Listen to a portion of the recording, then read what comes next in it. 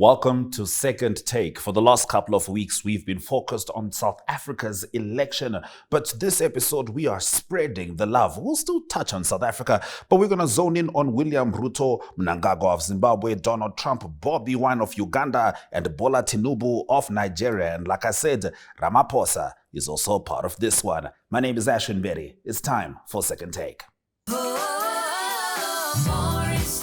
It's month-end magic time at WB. Get 4 Knorr 50-gram soup packs for just $19.99. 2-liter WB HB cooking oil for only $64.99. 1-liter Clover Ultra UHT milk for $19.99. 750-gram Crossen Blackwell mayonnaise for $37.99. And 1 kg Jungle Oats for just $39.99 when you use your Smart Buy card. See more unbelievable deals at www.vurmanbrock.com. We care.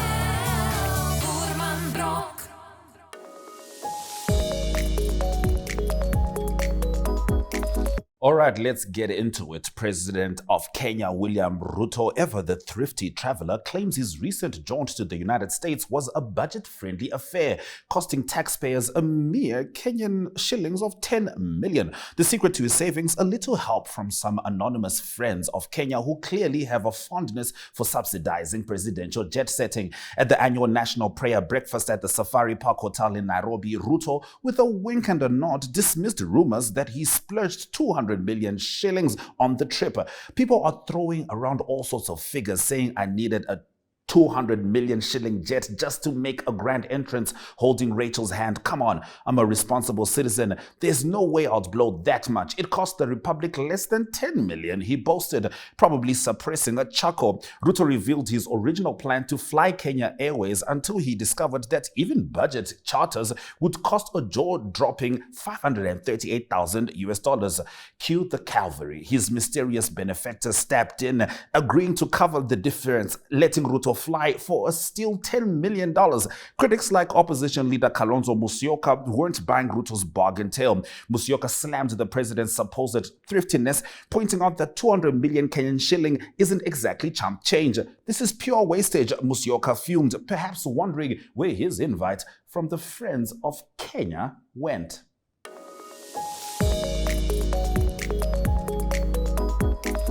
All right, so Zimbabwe's President Emmerson Mnangagwa, in a scene straight out of a sketch titled Things Not to Do When You Keep Telling People What to Do, was spotted handing $500 to Agriculture Minister Anxious Masuka for a new suit.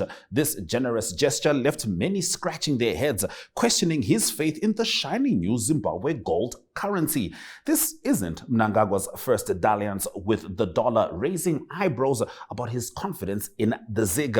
UK-based Zimbabwean economist Chenai Mutambasere didn't mince words, saying Mnangagwa's actions scream a lack of confidence in the ZiG currency. Investors are likely to see this as a sign of instability in our economic reforms, she remarked, trying not to laugh at obvious absurdity. Political activist Pride Mkono went further, describing the ZiG currency as a ruse for printing money to cover government expenses.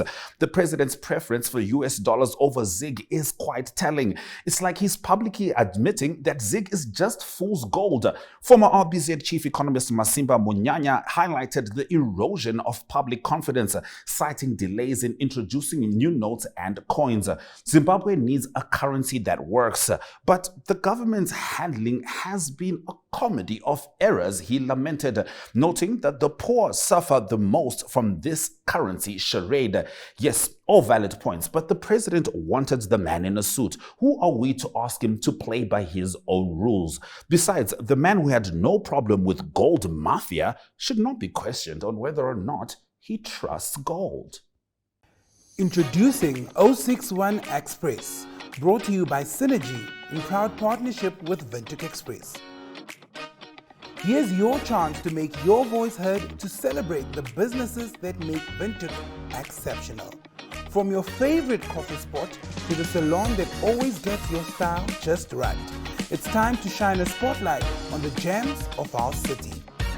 Over the next 8 weeks, it's your chance to vote for your favorites to recognize the best of the best. Nominations open on the 25th of April. and close on the 5th of May. To nominate your favorite business, simply save this number 085 785 6231 and WhatsApp hashtag 061Express or scan the QR code below and follow the on-screen instructions. By nominating your favorites, you're not only supporting local businesses, but you also stand a chance to win your share of 50,000 Namibian dollars in cash. The voting process will be the same as the nominations process, using the Synergy chatbot and the hashtag 061Express. Voting opens on June 5th and closes on June 23rd. Make sure to cast your votes for the best of the best. The winners will be announced on June 28th. 061Express, celebrating the heartbeat of Windhoek. Get ready to make your mark.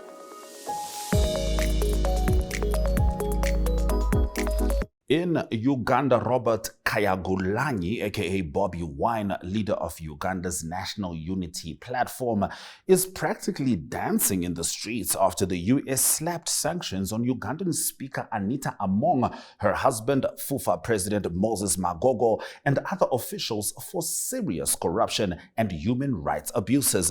Bobi Wine hailed this as a triumph for the oppressed Ugandan populace as the US barred 5 officials from entering the country. Anita Among was particularly targeted for her corrupt practices tied to her leadership role. The sanctions came amid a high-profile spat between Among and President Yoweri Museveni over a mysterious UK house ownership. Now, other sanctioned officials include former ministers Mary Goretti Kitutu, Agnes Nandutu, and Amos Lugolobi, all caught with their hands in the corruption cookie jar. Bobi Wine emphasized this as validation for their continuous cries for the international community to address the Museveni regime's impunity. We hope more corrupt officials get sanctioned. It's about time someone danced to our tune, he quipped, likely planning his next protest song. But you know, when it comes to Museveni's corrupt ministers, an album with bonus tracks should be the bare minimum. And Bobby, you can title it Title Deeds and Entitlement.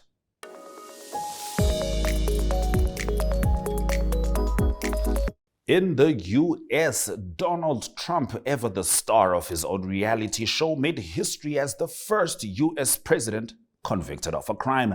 A New York jury found him guilty of falsifying documents to cover up a hush payment to an adult film star just ahead of the 2016 election. After 2 days of deliberation, the jury convicted Trump on all 34 felony counts. Justice Yuan Meshan, perhaps enjoying the drama, set sentencing for July 11, just days before the Republican Party's nomination convention. Despite facing up to 4 years in prison, Trump might only see fines or probation, leaving him free to campaign from his favorite podium. Trump, declaring his innocence and condemning the trial as rigged, promised to appeal. The real verdict will come on November 5 from the people, he proclaimed, flashing a thumbs up as he departed in his motorcade, flanked by his loyal supporters and bemused onlookers. Opinion polls suggest a tight race, and by tight race, they mean slow pensioner walk between Trump and Joe Biden, with the conviction potentially swaying some independent and Republican voters. When I say swaying Republican voters, I mean swaying side to side, as they are likely to dance to the ballot box to the sounds of America's democracy dying a slow death. Irango Med is a leading distributor working in partnership with NewMed and WestMed to meet the comprehensive needs of the Namibian healthcare sector. As a partner pursuing sustainable global healthcare, we offer industry-leading medical solutions through our key focus areas, which include pharmaceuticals, orthopedics, ophthalmology, surgical devices, and capital equipment, as well as a well-established scientific laboratory division.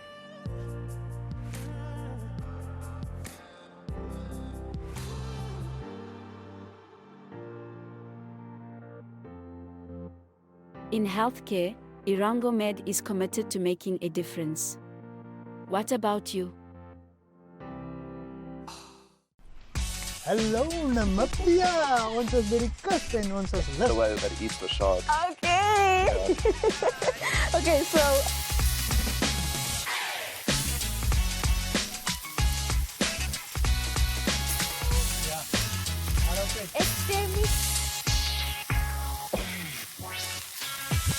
Please, today you make sure that we are fed. Sorry, excuse.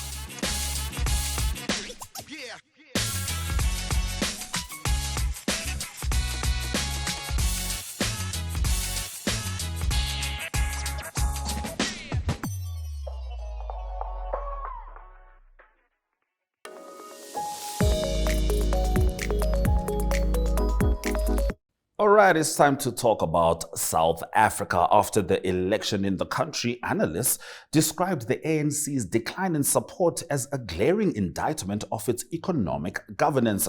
South Africa suffers from the world's worst inequality, over 1/3 unemployment, and relentless electricity blackouts, keeping GDP growth below 1%.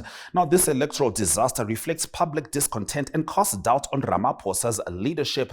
The ANC's journey from liberation heroes to political punchline underscores the harsh reality of governance, where promises and power often end in a satirical twist of fate.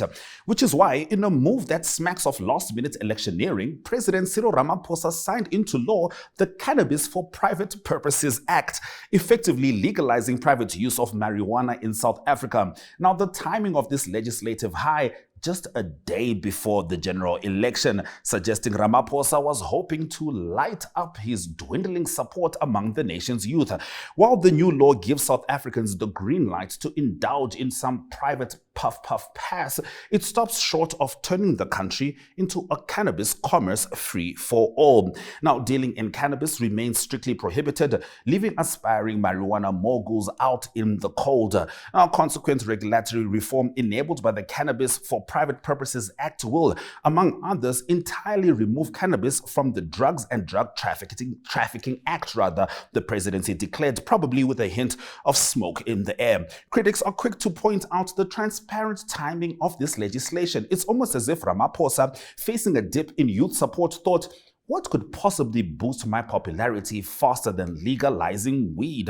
The move has prompted widespread speculation that the president was banking on the Cannabis Act to win over young voters who might otherwise be too apathetic to hit the polls. Nice try, Cyril. Legalizing weed to win the youth vote? I guess you thought that when young people they choose ANC on the ballot paper, huh? Classic half-baked strategy cupcake. The opposition was predictably not impressed. They accuse Ramaphosa of pandering to young voters with a flashy but ultimately superficial gesture. Legalizing cannabis for private use while ignoring our broader social and economic issues is just another diversion tactic, said one critic, possibly while lighting up in private. Meanwhile, the youth of South Africa are left to ponder their newfound freedom. I mean, I guess we can chill at home and legally light up now, said one young voter, but we still have to deal with unemployment and high tuition fees. In summary, Ramaphosa's cannabis coup might have sparked interest, but whether it blazed a trail to the ballot box is another question entirely.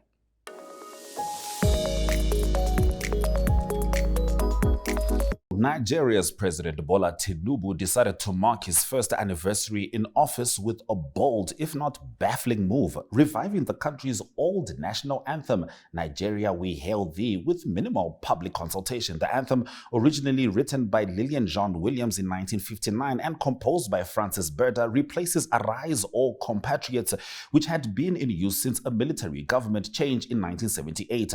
Tinubu claimed the anthem symbolizes Nigeria's diversity, but many Nigerians seem to think it symbolizes something else entirely. In the country grappling with the cost of living crisis, rising inflation, and a foreign exchange debacle, the anthem change felt to many like rearranging deck chairs on the Titanic. Social media erupted with disbelief and frustration. One ex-user summed up the sentiment: a new national anthem is the priority for Tinubu and co at a time like this, when our people can't eat, insecurity is rife, and life is hell. What a sordid joke. Let's see how they implement it. Another user, Fola Foliana, took issue with the speed and secrecy of the change, calling it a bad decision and criticizing Parliament for rushing the bill. Changing the Nigerian national anthem written by a Nigerian to the song written by colonizers is a bad decision, and it's shameful that nobody in the National Assembly thought to stand against it. And to Nigerians, I just feel like you need to ask yourself how many people in the National Assembly can stand of their own accord, because all of this smacks of just an old man. This is what old people do. They look back and they try to bring back the old ways. And we'll see how Nigerians feel about Tinubu's future as he swings back with a new tune for the national anthem. Today we are going to learn how to bake.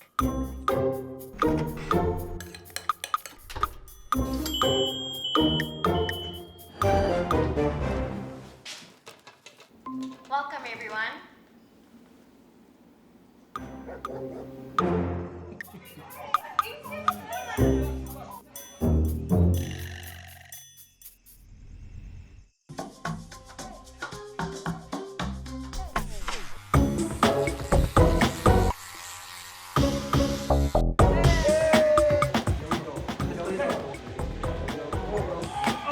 Things may not always go as planned, but our technology doesn't fail. Join Paratus today. Paratus, always prepared. Connection. It's in the human touch, the feeling of belonging. It inspires us and empowers us, creates clarity from complexity. It starts new conversations, unlocks the power of advice, and makes an impact on your life. At Alex Forbes, we pioneer insight to provide you with advice that connects your decisions of today to your impact tomorrow.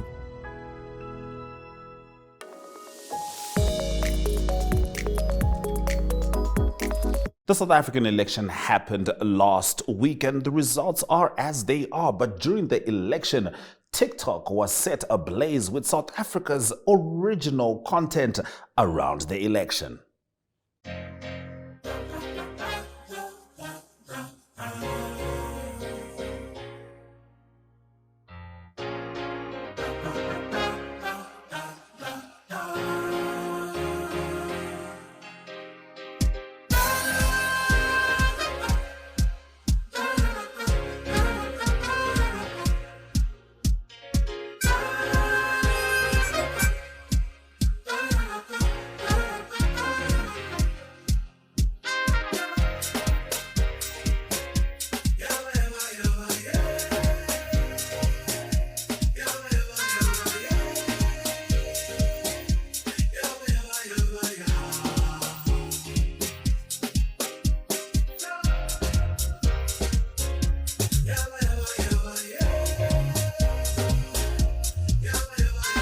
If South Africa was as united as the people of KZN, South Africa would be very far. And I'm not just talking about being united in voting for the MK. I'm just talking about being united in general. If we look at the numbers now, we can obviously see that the MK is leading in heaps. It is leaving the ANC far behind. And I just want to say that KZN plays a major role in South Africa's economy. KZN is the second province with the largest population after Gauteng. KZN is the second largest contributor to South Africa's GDP. The biggest harbor in the entire of Africa is found in KZN. The Durban harbor and the Richards Bay harbor, those process about 16 billion per annum in revenue. So the ANC losing KZN to MK is a big loss. It is a major loss. Top 5 exclusive books under the bestsellers you'll see at number 5 is that book, which is this book, Reasons to Vote ANC, an in-depth guide. Let's have a look at the in-depth guide.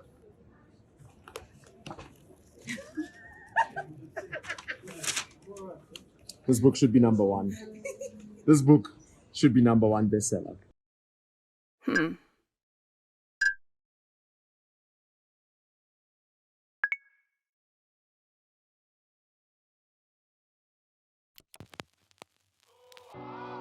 E-Ticket, your online ticket solution for events and event marketing, bringing you ease of mind and making sure that your event gets out there.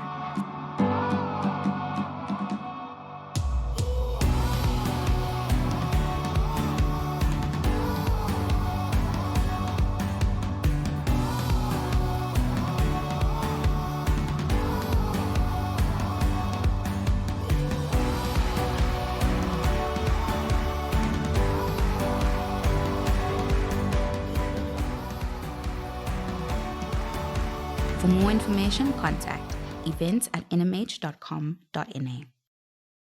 We are all seeking connection to each other, to the world, to the spaces we exist in.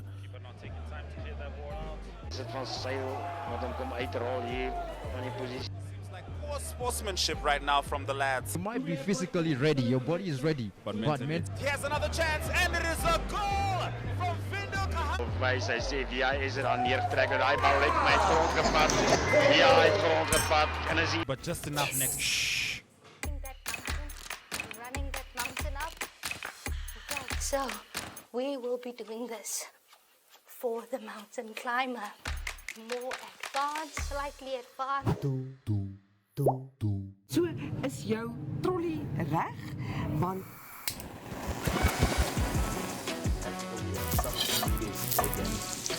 I love it. I love it. So then kickstart our countdown at number 5 with this one. Op Netwerk TV se Klets Kompas gesels ons nuus van 'n Maandag tot Donderdag. Ons kyk ook na die weer en meer. Stories wat jou raak en stories wat saak maak. They've made a mistake in denying me bail, and they've made several other mistakes in many other cases. The channels that teach us something new or reflect our expression. So it goes beyond switching to the right station. It's about choosing the experience that can adorn the present, dressing it with our tastes as we expand our preferences, because what we are actually connecting to is boundless, limitless human energy. And this is the spirit of NTV.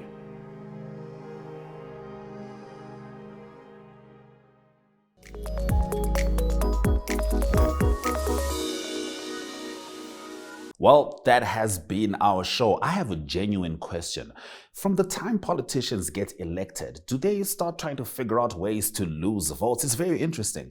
And electioneering, I see it in Namibia happening right now. The election is in November.